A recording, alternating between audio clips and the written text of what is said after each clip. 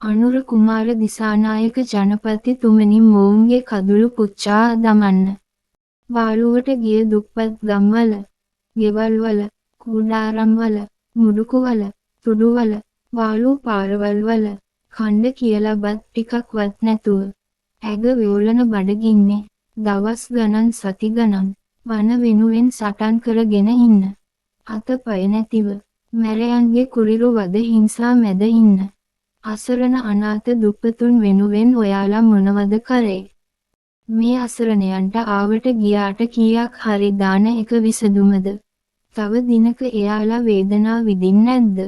එයාලව අඩුම තරමේ මුහුදු වෙරළකට හරි අරන් ගිහින් මාළු අල්ලලා හම්බ කරන්න තියෙන එක හරි කරාද? එක්කෝ කැලෑවකට අරන් ගිහින් දාලා හරි පළතුරු හරි විකුණලා ජීවත් වෙන්න තියෙන එක හරි කරාද?